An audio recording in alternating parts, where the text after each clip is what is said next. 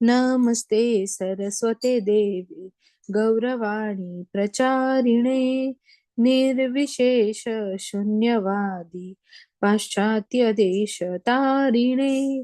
जय हो श्री कृष्ण चैतन्य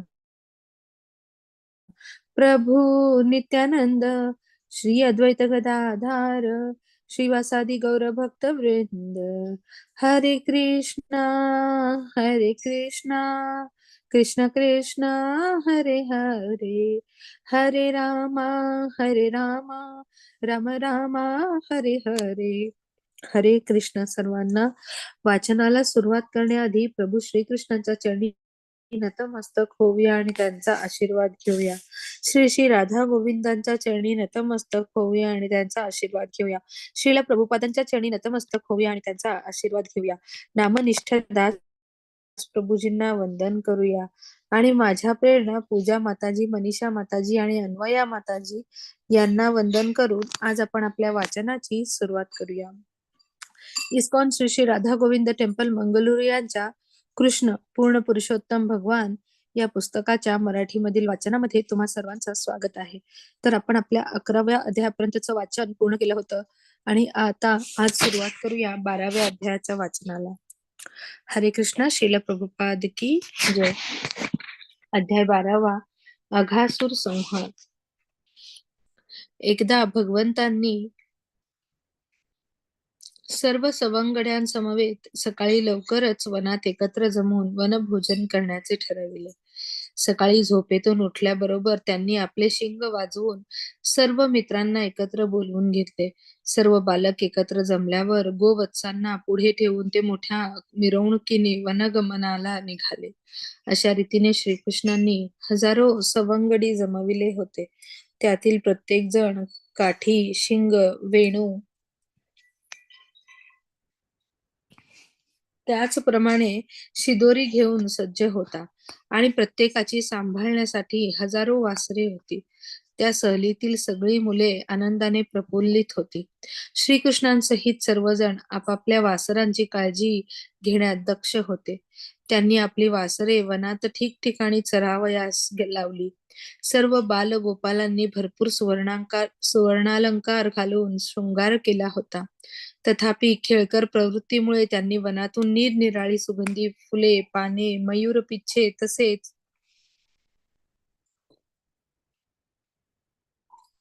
तांबडा रंग इत्यादी वस्तू गोळा केल्या होत्या. आपली शरीरे विविध प्रकारे सजविली. वनातून जाताना ते एकमेकांच्या शिदोरीची चोरी करून गुपचूप दुसऱ्यांकडे लपविण्यासाठी देत. जेव्हा त्या बालकाच्या ते लक्षात येई तेव्हा तो आपली शिदोरी परत घेण्याची धडपड करी. परंतु तो बालक ती तिसऱ्याच्या हातात देत असे. अशा प्रकारे खेळकर गोष्टी त्यांच्या बालक्रीडातून सर्रास चालत. कधी कधी श्रीकृष्ण काही अंतरावर पुढे एखादा देखावा पाहण्याकरिता जात. तेव्हा त्यांना प्रथम स्पर्श करण्याकरिता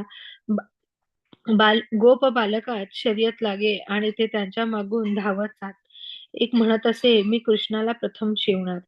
दुसरा म्हणत असे, ते शक्य नाही, मी तुझ्या आधी कृष्णाला स्पर्श करणार. आणि अशा रीतीने त्यांच्यात मोठी चढाओढ चाले. काही आपल्या बासऱ्या वाजवीत तर काही जण महिष शृंगापासून तयार केलेली शिंगे फुंकीत.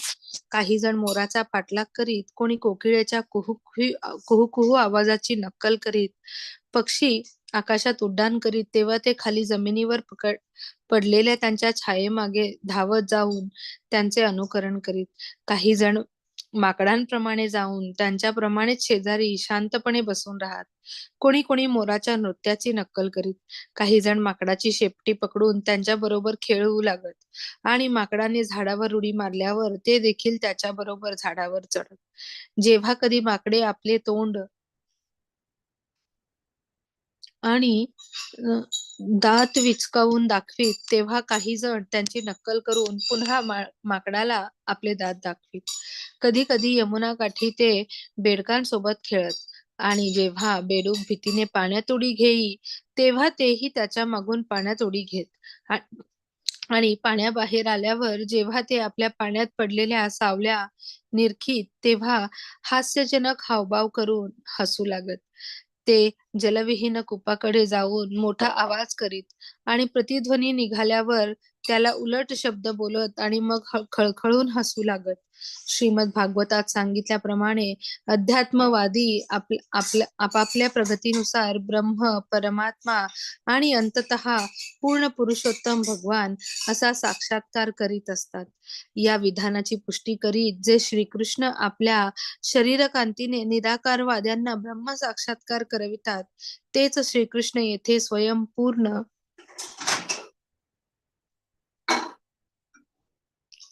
पुरुषोत्तम भगवंत म्हणून आपल्या अनन्य भक्तांना आनंद प्रदान करतात. जे बहिरंगा शक्तीच्या माया जाळ्यात आहेत, ते श्रीकृष्णांना केवळ एक सुंदर बालक मात्र समजतात. तथापि त्यांनी आपल्या बरोबर क्रीडा करणाऱ्या गोप बालकांना दिव्यानंदाचे पूर्णत्वाने आस्वादन करविले. या बालकांनी अगाध पुण्यकृत्यांची साठवण केली होती आणि म्हणूनच त्यांना पूर्ण पुरुषोत्तम भगवान श्रीकृष्णांसोबत व्यक्तिशः संग करण्याचे सौभाग्य प्रदान करण्यात आले होते. वृंदावनवासी जनांच्या दिव्य सौभाग्याची कोणी गणती करावी. अहो, अनेक योगी तीव्र तापे करूनही ज्यांना शोधण्यात असमर्थ होतात, हृदयांतरी असूनही त्या पूर्ण पुरुषोत्तम भगवंतांना व्रजवासी जन समोरासमोर पाहत होते. त्यांचे ब्रह्मसंहितेत अनुमोदन करण्यात आलेले आहे. कोणी पूर्ण पुरुषोत्तम भगवान श्रीकृष्णांचा वेद उपनिषदांच्या पृष्ठांतून शोध घेईल, परंतु त्यांचा शोध लागणे फार कठीण आहे. तथापि भगवत भक्ताची संगत करण्याचे सौभाग्य ज्याला लाभते, तो भगवंतांना समोरासमोर पाहू शकतो. अनेक गतजन्मातून पुण्यकृत्यांचा संचय केला असल्याने गोप बालक श्रीकृष्णांना प्रत्यक्ष पाहत होते आणि त्यांचे सवंगडी म्हणून त्यांच्यासोबत क्रीडा करत होते. श्रीकृष्ण पूर्ण पुरुषोत्तम भगवान आहेत याची त्यांना जाणीव नव्हती, म्हणून ते त्यांच्या बरोबर क्रीडा करीत होते. अशा रीतीने श्रीकृष्ण आपल्या बालसवंगड्यांसोबत विविध प्रकारच्या बालक्रीडांचा आनंद घेत होते. ते पाहून एक अघासूर नामक असुर अतिशय खवळला. श्रीकृष्ण इतके आनंदाने क्रीडा करीत असल्याचे पाहून त्याला ते सहन झाले नाही आणि तो सगळ्या मुलांना ठार मारण्याच्या उद्देशाने समोर आला. हा अघासूर इतका भयंकर होता की स्वर्ग लोकांचे रहिवासी देखील त्याचे भय धरीत. अर्थात स्वर्गाचे निवासी तर आपली आयुष्य मर्यादा वाढविण्यासाठी दररोज अमृत पीत असतात, तरीही त्यांना या अघासुराचे भय वाटत असे. त्यांचा अंत कधी होईल याचीच ते चिंता करीत होते. अमर होण्यासाठी स्वर्गाचे निवासी अमृतपान करीत होते, परंतु अघासुराच्या भयाने त्यांना आपल्या अमरत्वाबद्दल शंका वाटत असे. मात्र श्रीकृष्णांबरोबर क्रीडा करणाऱ्या बालकांना असुराचे कोणत्याही प्रकारचे भय असे नव्हतेच. ते भयापासून पूर्णतः मुक्त होते. स्वतःला मृत्यूपासून वाचविण्याकरिता केलेली कोणतीही लौकिक योजना सदैव अनिश्चितच असते. परंतु जर आपण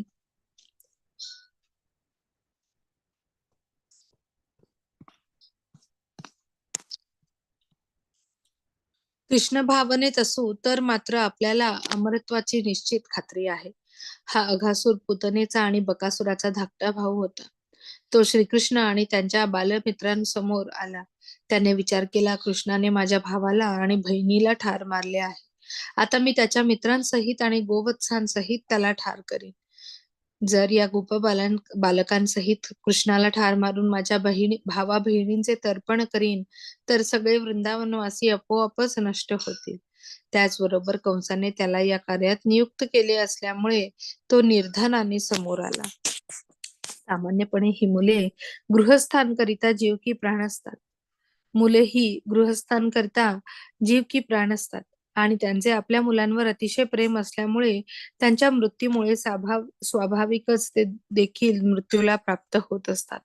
अखिल वृंदावनवासी जनांना ठार करण्याच्या उद्देशाने अघासुराने महिमा नामक योग सिद्धीने स्वतःचा प्रचंड विस्तार केला.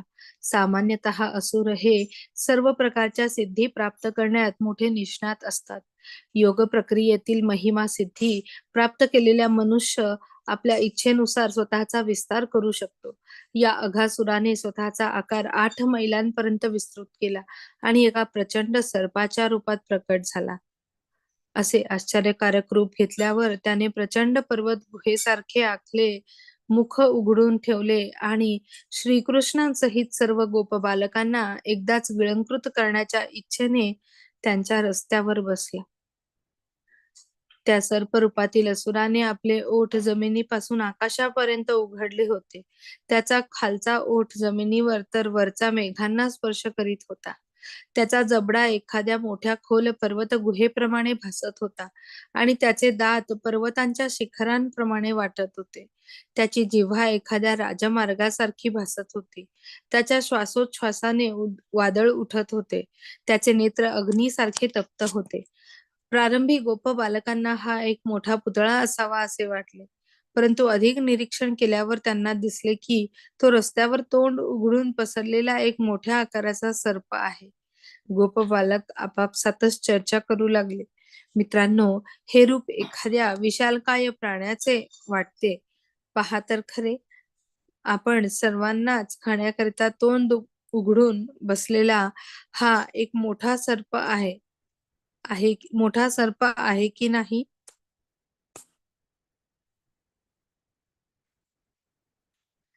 त्यापैकी एक जण म्हणाला, तू म्हणतोस ते अगदी खरे आहे. या प्राण्याचा वरचा ओठ सूर्यप्रकाश असल्यासारखा दिसतो आणि खालचा ओठ जमिनीच्या तांबड्या सूर्यकिरणांचे प्रतिबिंब असल्यासारखा दिसतो. मित्रांनो, या प्राण्याच्या मुखाचे डाव्या व उजव्या बाजूने निरीक्षण तर करा. ते एखाद्या विशाल गुहेप्रमाणे दिसते. त्याची हनुवटी देखील एखाद्या पर्वत शिखरासारखी वर उठलेली दिसते. त्याची जिव्हा जणू काही एखाद्या राजमार्गच आहे. त्याच्या तोंडात एखाद्या गुहेसारखा निबिड अंधकार दाटला आहे. वादळासारखा वाहणारा वारा, उष्ण वारा त्याचा श्वासोच्छ्वास करीत आहे. तसेच त्याच्या मुखातून माशांसारखा जो दुर्गंध सुटला आहे, तो त्याच्या आतड्यांचा दुर्गंध आहे. तदनंतर त्यांनी आपापसात सल्लामसलत केली. खरोखर आपण सर्वजण एकदम सर्पाच्या मुखात शिरलो तर आपल्या सर्वांनाच गिळून टाकणे कसे शक्य होईल? आणि समजा कदाचित त्याने आपणा सर्वांनाच एकदम गिळून टाकले तर त्याला कृष्णाला मात्र गिळता येणार नाही. कृष्ण तर त्याची बकासुरासारखी गती करेल, त्याला ठारच मारून टाकेल.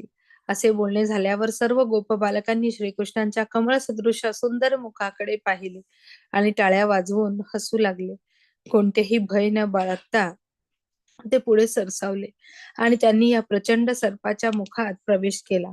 सर्व भूतमात्रांच्या हृदयातील परमात्मा असणारे भगवान श्रीकृष्ण हे प्रचंड पुतळ्यासारखे दिसणारे रूप दुसरे काही नसून एक असुर होता हे स्पष्टपणे जाणून होते. गोप बालकांना मात्र या गोष्टीची जाणीव नव्हती आणि भगवान श्रीकृष्ण आपल्या अंतरंग सुहृदांचा विनाश कसा टाळावा याची योजना करीत असतानाच त्या सर्व गोप बालकांनी आपल्या गोवत्सांसहित त्या प्रचंड सर्पाच्या मुखात प्रवेश केला. परंतु श्रीकृष्ण मात्र बाहेरच उभे होते. ते आपल्या मुखात कधी प्रवेश करतात याची वाट पाहत तो असुर विचारू लागला, माझ्या बहिणीला आणि बंधूला ठार मारणाऱ्या या कृष्णाशिवाय सगळेच माझ्या मुखात प्रविष्ट झाले आहेत. श्रीकृष्ण खात्रीने सर्वांना अभय प्रदान करणारे आहेत, परंतु आपले मित्र पूर्वीच आपल्या हाताबाहेर गेले आहेत आणि ते त्या भयंकर असुराच्या उदरात पोहोचले आहेत हे पाहून ते क्षणभर दुःखी झाले. बहिरंगा प्रकृती शक्ती कशी अद्भुत प्रकारे कृतिशील असते याचे त्यांना आश्चर्य वाटत होते. ते आता या असुराला ठार करून गोप बालकांना आणि वासरांना कसे वाचवावे याबद्दल विचारू लागले. वस्तुतः तसा विचार करणे हा श्रीकृष्णांचा विषयच नव्हता. तथापि ते विचार करू लागले. अखेर काही विचारांती त्यांनी देखील सर्पाच्या मुखात प्रवेश केला आणि तेव्हा घडणाऱ्या घटनेची मौज पाहण्याकरिता आलेल्या आणि मेघांआड दडून बसलेल्या स्वर्गीय देवदेवतांनी अतिशय भयभीत होऊन अरे, हे काय झाले असे म्हणत हाहाकार केला. त्यावेळी खाण्याला चटावलेले अघासुराचे मित्र आणि कंसाचे अनुचर कृष्ण देखील असुराच्या मुखात प्रविष्ट झाल्याचे पाहून आनंद व्यक्त करू लागले. तो असुर जेव्हा श्रीकृष्णांना आणि त्यांच्या सोबत्यांना दाताखाली चिरडून नष्ट करण्याच्या बेतात होता, तेव्हा श्रीकृष्णांनी देवतांमध्ये हाहाकार उडाल्याचे ऐकले आणि त्या असुराच्या घशात गेल्यावर त्यांनी आपला विस्तार करण्यास सुरुवात केली. जरी तो असुर विशालकाय होता, तरी त्यामुळे त्याचा घसा बंद होत गेला आणि तो गुदमरून गेला. त्याचे डोळे गरगर फिरू लागले आणि लवकर त्याचा श्वास पूर्णपणे बंद झाला. त्याच्या प्राणवायूला बाहेर जाण्यास जागा सापडेना, तेव्हा तो त्याच्या मस्तकावरील ब्रह्मरंध्र फोडून बाहेर निघून गेला आणि तो असुर गतप्राण झाला. तदनंतर श्रीकृष्णांनी आपल्या दिव्य दृष्टिक्षेपाने सर्व गोप बालकांना आणि गोवत्सांना पुन्हा सचेतन केले आणि ते सर्वांबरोबर असुराच्या मुखातून बाहेर पडले. जेव्हा श्रीकृष्ण अघासुराच्या मुखात होते, तेव्हा त्याची आत्मज्योत बाहेर आली आणि सर्वत्र प्रकाश पसरवीत श्रीकृष्णांची वाट पाहत आकाशात स्थिर झाली. भगवान श्रीकृष्ण गोप बालकांसमवेत आणि वासरांसमवेत जेव्हा असुराच्या मुखातून बाहेर आले, तेव्हा ती दीप्तिमान आत्मज्योत सर्व देवदेवतांसमोरच त्याच्या शरीरात प्रविष्ट झाली. देवदेवतांना अतिशय आनंद झाला. त्यांनी पूर्ण पुरुषोत्तम भगवान श्रीकृष्णांवर पुष्पवृष्टी करून त्यांचे पूजन केले. ते आनंद विभोर होऊन नृत्य करू लागले. गंधर्वांनी प्रार्थना गायल्या, ढोल नगारे वाजू लागले, ब्राह्मणांनी वैदिक मंत्रांचे उच्चारण केले आणि भगवत भक्तांमधून जय जय ध्वनी गरजला. उच्च लोकांपर्यंत उमटलेला तो मंगलध्वनी ऐकल्याबरोबर विधाता ब्रह्मदेव ताबडतोब काय घडले हे पाहण्याकरिता खाली आले. असुर ठार झाला असल्याचे त्यांनी पाहिले आणि भगवंतांच्या अशा अद्भुत आणि अयशस्वी लीलांचे अवलोकन करून ते आश्चर्यचकित झाले. त्या असुराचे अवाढव्य मुख अनेक दिवसांपर्यंत तशा उघडलेल्या स्थितीतच राहिले आणि कालांतराने सुकून गेले. सर्व बालगोपालांकरिता ते आनंदमय लीलांचे स्थान बनले. अघासुर मर्दन झाले तेव्हा कृष्ण आणि त्यांचे बालसवंगडी असे सर्वच 5 वर्षे वयाखालीलच होते. 5 वर्षाखालील वयोगटातील मुलांना कुमार, 5 वर्षापासून 10 वर्षे वयोगटातील मुलांना पौगंड आणि 10 वर्षापासून 15 वर्षातील मुलांना किशोर संबोधण्यात येते.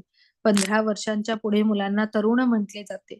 अघासुराचा वध झाल्यानंतर 1 वर्षापर्यंत या घटनेची वृंदावनाच्या खेड्यात कोणतीही चर्चा झाली नाही. परंतु गोप बालकांनी पौगंडावस्था प्राप्त केल्यानंतर त्यांनी या अघासुर वधाच्या प्रसंगाचे मोठ्या आश्चर्याने आपल्या मातापित्यांसमोर वर्णन करून सांगितले.